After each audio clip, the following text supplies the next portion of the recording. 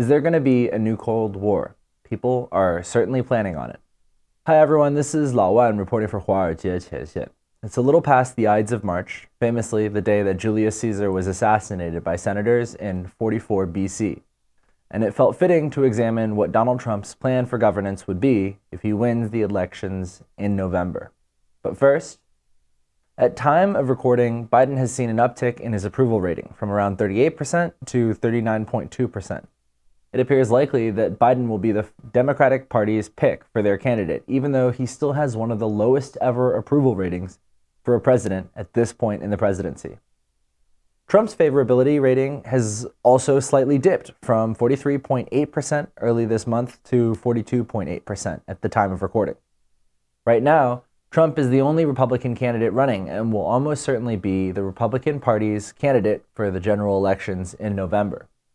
That said, Trump still has a 3 percentage point lead on his Democrat counterpart. And Biden faces the challenge of winning over his party's left flank. For example, on March 12th, 9.9% of Washington state primary voters and 13.2% of Democrats abroad voted uncommitted in protest of Biden's support for Israel's war in Gaza.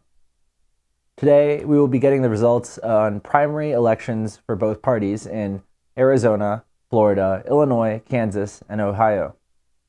It's obvious who will be winning the Republican delegates in these states: Donald Trump. But for Democrats, it's also likely that Biden will win the majority of the vote. However, 2 of those 5 states, Ohio and Kansas, count uncommitted votes. It will be interesting to see what kind of dissent Biden will face in those states. Okay, back to the important stuff. Project 2025 is an ideological framework designed by the Heritage Foundation and other conservative think tanks to establish what should be accomplished by a conservative president if the Republican Party wins the presidential elections in 2024. In April 2023, the Heritage Foundation released a 920-page manual of policies written by conservative thinkers. Although Trump isn't specifically mentioned in the document, it's clear that the authors were thinking of his 2016 to 2020 term while writing the document. What's most clear in the document is that conservatives feel that America needs to prepare for Cold War-style altercations with China. This calls back to a piece we did about experts on China-US relations and their predictions about the 2 countries' relationship. The experts could only foresee 4 scenarios: drift, war, networks, and blocks. The Project 2025 document is massive, so we'll just focus on one subsection today: the conservatives' plans for the Department of Defense. Authored by Christopher Miller, who was briefly Donald Trump's Secretary of Defense. Here are the document's 4 main priorities.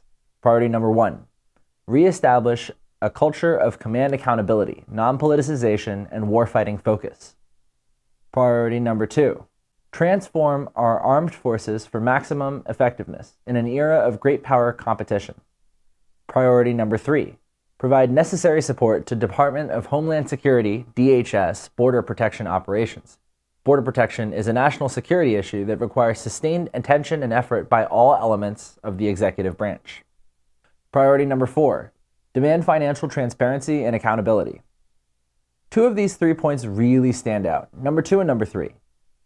Number 2 calls for the U.S. military to pivot away from their emphasis on fighting insurgencies and rather emphasize training, weapons, and mobilization to engage in, quote, great power competition. Number 3 calls for the DoD to provide support to the Department of Homeland Security and its, quote, border protection operations.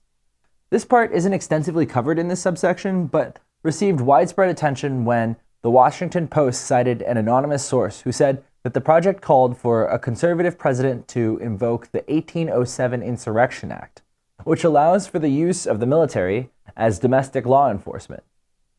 In February, The Atlantic also published an article with this quote: Stephen Miller says a re-elected Trump intends to requisition National Guard troops from sympathetic Republican-controlled states and then deploy them into Democratic-run states whose governors refuse to cooperate with their deportation drive.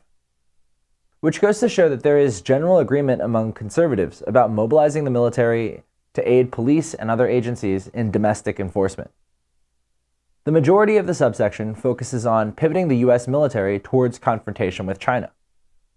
For example, Miller calls for the U.S. Air Force to accelerate the development and production of the Sentinel intercontinental ballistic missile to reduce the risk inherent in an aging Minuteman III force in light of China's nuclear modernization breakout.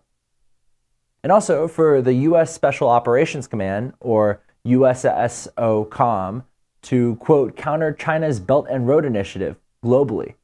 DoD, in conjunction with the interagency, allies, and partner nations, must work proactively to counter China's BRI around the globe. US SOCOM is the part of the military that oversees the special operations units of all branches of the military. So that includes the Army's Delta Force, the Navy's SEAL Team 6, and the Air Force's 24th Special Tactics Squadron. Miller added that the DoD intelligence should move to, quote, align collection and analysis with vital national interests, countering China and Russia, end quote. And also that Army school curricula should be revamped to, quote, concentrate on preparation for large-scale land operations that focus on defeating a peer threat. Other points of interest in Christopher Miller's call to revamp the military was the number of points that seemed similar to current plans already being implemented under Biden. His call for the Navy to build out its fleet to 355 ships is confusing. The U.S. Navy currently has 470 ships in active service, and in its reserve fleet and 299 deployable combat vehicles, quote unquote, with plans to increase that number to 334. Of course, this is not a defense of Biden's policies, but rather, as Americans continue to feel the effects of inflation and a widening gap between median income and median home price, can the U.S. really continue to afford military expansion? It also calls into question one of the bigger problems with this election. Neither Trump nor Biden believe in a ceasefire in Gaza.